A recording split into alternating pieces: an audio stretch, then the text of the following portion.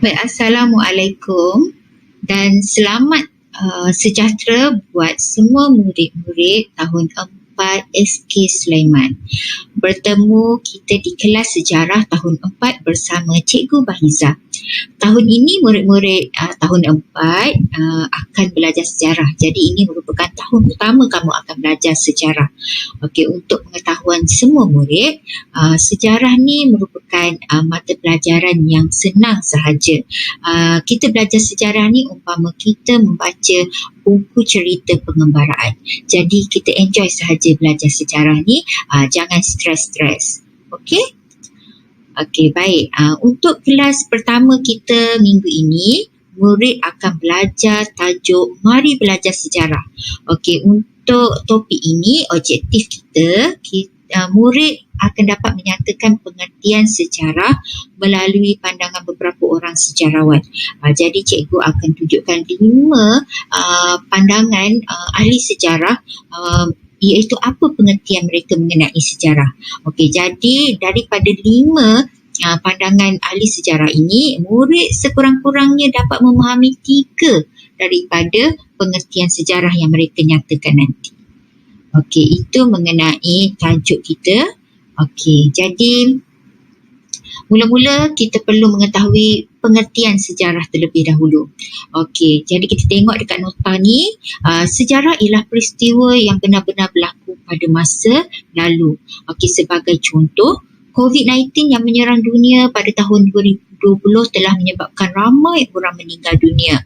Oleh itu, peristiwa COVID-19 bolehlah kita katakan sebagai peristiwa bersejarah. Okey, seterusnya contoh yang lain ialah semasa kamu berada di dalam darjah 3, semua murid di sekolah, semua murid sekolah di Malaysia mengamalkan pembelajaran dari rumah, dan ini merupakan satu peristiwa bersejarah juga kerana dalam sejarah negara tidak ada lagi murid daripada sekolah awam yang belajar dari rumah. Jadi bermula daripada tahun lepas sehingga sekarang, murid-murid di sekolah awam perlu belajar dari rumah. Jadi ini boleh dikatakan sebagai peristiwa bersejarah. Okey, contoh yang lain ialah dengan serangan Portugis di Melaka. Okey, Portugis telah menyerang Melaka pada tahun 1511. Disebabkan peristiwa itu berlaku pada masa dahulu, jadi peristiwa Portugis menyerang Melaka itu bolehlah kita katakan sebagai peristiwa sejarah. Okey, seterusnya kita pergi kepada pengertian sejarah. Okey, tafsiran sejarah daripada pandangan ahli sejarawan yang ada. Okey, sejarah ini banyak tafsirannya menurut beberapa pandangan sejarawan. Antaranya ialah Herodotus. Okey, Herodotus ini merupakan seorang sejarawan yang berasal daripada Yunani. Okey, menurut Herodotus, sejarah merupakan penceritaan tentang tindakan manusia dan sebab-sebab mereka melakukannya. Jadi Herodotus ni cakap, okey, sejarah ni maksud daripada pandangan Herodotus, sejarah ni dia cakap ialah tindakan manusia dan sebab mereka melakukannya. Contohnya tindakan manusia, kita ambil contoh tindakan Portugis menyerang Melaka. Jadi sebab Portugis menyerang Melaka tu kenapa? Okey, sebab Portugis menyerang Melaka adalah ingin menguasai perdagangan rempah. Jadi itu adalah maksud ataupun pengertian sejarah menurut pandangan Herodotus. Okey, kita pergi kepada ahli sejarawan yang lain pula. Okey, kita tengok pandangan Ibnu Khaldun pula. Okey, Ibnu Khaldun ni ialah seorang pakar sejarah Arab pada masa dahulu. Memang terkenal lah. Okey, sehingga sekarang. Okey, Ibnu Khaldun ni cakap sejarah membicarakan peradaban manusia dan perubahan yang berlaku. Itu adalah pandangan daripada Ibnu Khaldun. Okey, seterusnya kita pergi kepada sejarawan yang ketiga. Okey, E.H. Carr. E.H. Carr atau nama sebenarnya Edward Hallett Carr merupakan ahli sejarah yang berasal dari Britain. Okey, menurut E.H. Carr ini, sejarah ialah satu proses interaksi masa kini dan masa lampau. Itu adalah pengertian sejarah dari pandangan E.H. Carr. Okey, kemudian kita beralih kepada pakar sejarah dari Malaysia sendiri, iaitu Profesor Emeritus Tan Sri Dr. Khoo Kay Kim. Okey, Dr. Khoo Kay Kim ini menyatakan Sejarah merujuk kepada peristiwa yang pernah ataupun yang sudah berlaku. Itu adalah tafsiran sejarah daripada Dr. Khoo Kay Kim. Okay, seterusnya kita tengok pengertian sejarah daripada seorang lagi pakar sejarah negara kita, iaitu Dr. Muhammad Yusuf bin Ibrahim. Okey, Dr. Muhammad Yusuf bin Ibrahim ini, dia punya pengertian sejarah dia lebih kurang dengan Dr. Khoo Kay Kim. Dia cakap sejarah ini merupakan catatan atau rekod sesuatu peristiwa yang berlaku pada masa lalu. Itu adalah pandangan daripada Dr. Muhammad Yusuf bin Ibrahim. Jadi kesimpulan yang boleh kita nyatakan dekat sini ialah sejarah ni ialah peristiwa ataupun kejadian yang pernah ataupun sudah berlaku pada masa lalu. Okey, jadi daripada pandangan kelima-lima orang sejarawan ini, sekurang-kurangnya murid dapat memahami 3 pengertian sejarah daripada pandangan 3 orang ahli sejarawan. Okey, baik. Kita akan beralih kepada topik sumber sejarah. Okey, sumber sejarah ini terbahagi kepada 2 jenis. Yang pertama ialah sumber primer dan yang kedua adalah sumber sekunder. Okey, mari kita lihat apakah maksud sumber primer. Okey, apa itu sumber primer? Okey, sumber primer juga dikenali sebagai sumber pertama ataupun sumber asal. Okey, sumber primer ini berada dalam bentuk asal dan belum diolah lagi. Macam mana kita jumpa, macam itulah bentuknya. Kita tak olah-olah, kita tak ubah suai, kita tak usik. Itu adalah sumber primer. Okey, jadi sumber primer ini terbahagi kepada 4 jenis. Yang pertama ialah fosil. Yang kedua ialah manuskrip tulisan tangan, yang ketiga ialah artifak dan yang keempat ialah dokumen rasmi. Okey, mari kita lihat satu persatu jenis sumber primer ini. Okey, mula-mula sekali kita akan tengok fosil. Apa itu fosil? Okey, fosil ialah tinggalan tumbuhan atau haiwan yang terawet. Terawet ni bermaksud daripada dulu sampai sekarang sama sahaja. Okey. Okey, jadi fosil ini dalam bahasa mudahnya ialah tinggalan tulang-tulang, tumbuh-tumbuhan atau binatang yang telah menjadi batu. Tengok yang telah menjadi batu maksudnya kekal daripada dulu sampai sekarang. Kemudian fosil ini terawet sejak zaman purbakala lagi. Jadi ada pelbagai bentuk fosil yang ada. Kalau kamu Google tu, kamu boleh tengok beratus-ratus bentuk fosil. Okey, seterusnya kita tengok sumber primer yang kedua, iaitu manuskrip. Manuskrip. Apa itu manuskrip ni? Manuskrip ni ialah naskah atau buku yang mula-mula sekali dibuat menggunakan tulisan tangan ataupun bertaip sebelum ianya dicetak untuk orang ramai. Jadi peristiwa bersejarah yang berlaku pada masa dahulu dicatatkan oleh seseorang sama ada menggunakan tulisan tangan ataupun bertaip menggunakan mesin taip di atas kertas lah. Jadi itu catatan kali pertama mengenai peristiwa yang berlaku, itu yang dikira sebagai yang kita panggil sebagai manuskrip. Jadi itu ialah sumber primer. Okey, seterusnya kita beralih kepada sumber primer yang ketiga, iaitu artifak. Kalau kita tengok dalam gambar ni, artifak ni ada pelbagai jenis bentuk. Ada bentuk periuk, ada bentuk labu, ya. Jadi artifak ni apa? Artifak ni ialah hasil ciptaan manusia seperti alat batu, tembikar, senjata dan duit shilling. Alat batu ni orang gali-gali ataupun orang jumpa di dalam gua, mereka tahu itu batu, tetapi batu tu berbentuk seperti penukul sebagai contoh.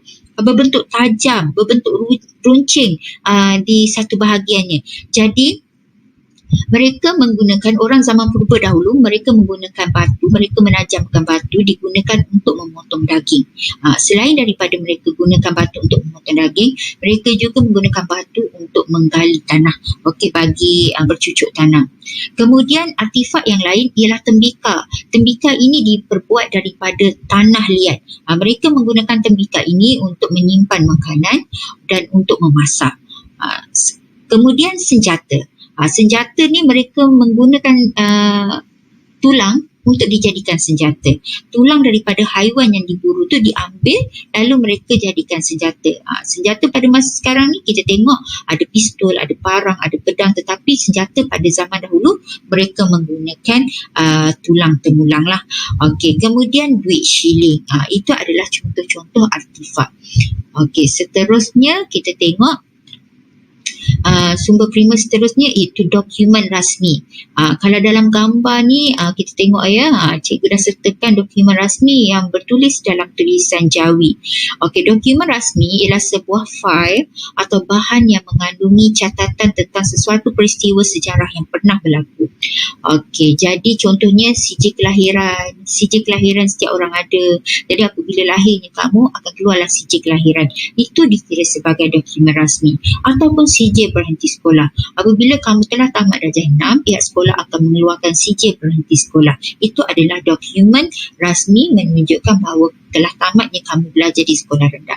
Jadi dalam gambar ni ialah dokumen rasmi mengenai pengisytiharan kemerdekaan negara. Diiktiraf secara rasmi ya. Okey, seterusnya kita tengok mengenai sumber sekunder. Okey, sumber sekunder ialah hasil penulisan daripada sumber primer atau sumber asal. Jadi mana-mana daripada sumber primer tu artifak orang jumpa, kemudian dia akan catatkan di atas kertas, di dalam buku, di dalam majalah. Yang itu dinamakan sebagai sumber sekunder. Dia jumpa bahan-bahan daripada sumber primer, tak kiralah fosil ke, artifak ke, manuskrip ke, dokumen rasmi ke, kemudian dia pindahkan maklumat-maklumat yang ada ke dalam buku. Jadi buku itu dikira sebagai sumber sekunder. Okey, kita tengok jenis sumber sekunder. Okey, jadi maklumat-maklumat yang mereka peroleh daripada sumber pertama itu tadi, mereka akan tulis sama ada di dalam buku ataupun di dalam majalah ataupun di dalam risalah. Okey, jadi ini dikira sebagai sumber sekunder. Okey, untuk slide yang seterusnya, cikgu akan bagi penerangan mengenai kerja ataupun tugasan kamu. Okey, jadi dalam tugasan kamu yang seterusnya, kamu memerlukan buku tulis pendek, buku tulis kecil ini bergaris satu. Ya, bergaris satu. Dan di dalam video seterusnya, cikgu akan terangkan apa tugasan kamu, mudah sahaja. Okey, kamu perlu kreatif lah, sama ada menggunakan pensel warna ataupun magic color. Okey, jadi dengarkan dahulu apa tugasan yang bakal kamu buat. Okey, baiklah. Ini adalah untuk pengurusan buku tulis sejarah. Jadi kamu memerlukan buku garis satu, buku kecil. Jangan ambil buku karangan yang besar tu, hanya buku kecil sahaja. Okey, untuk hari dan tarikh berdasarkan jadual waktu kamu lah. Macam ni contoh yang cikgu bagi dekat sini, hari Selasa, jadi tarikh dia 2 hari bulan 2 2021. Okey, mula-mula tajuk dia kamu kena tulis Mari Belajar Sejarah. Ini adalah tajuk besar dia. Kemudian tajuk kecil dia ialah sumber sejarah. Kamu kena tulislah ni. Okey. Kemudian di bawah sumber sejarah tu kamu kena tulis sejarah terbahagi kepada 2, iaitu kemudian kamu kena tulis di dalam bentuk peta aiting. Yang ini cikgu pilih peta pokok. Jadi sumber sejarah terbahagi kepada 2, iaitu sumber primer dan sumber sekunder. Buat di dalam satu muka surat untuk bahagian ini. Kemudian untuk sumber primer ni buat di dalam muka surat seterusnya. Muka surat seterusnya iaitu sumber primer ini terbahagi kepada 4. Sumber primer ini terbahagi pada 4. Yang pertama fosil, dokumen rasmi, artifak dan manuskrip tulisan tangan. Yang ini cikgu pilih peta buih. Okey, yang ini juga buat di dalam satu muka surat. Kemudian beralih kepada muka surat yang ketiga, iaitu sumber sekunder. Sumber sekunder ini dalam satu muka surat yang lain, muka surat yang baru. Jadi sumber sekunder ni buat dalam bentuk peta buih juga, terbahagi kepada 3, iaitu buku, majalah dan juga risalah. Jadi untuk kerja sekolah sejarah pada minggu ini hanya 3 helai sahaja.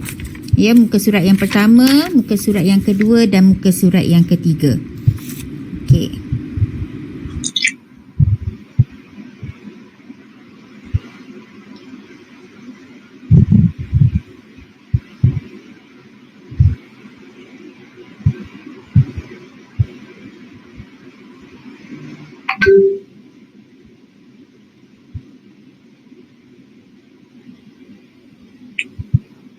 Okey, baiklah, sekian sahaja PTP kita pada hari ini. Okey, pembelajaran sejarah kita pada minggu ini.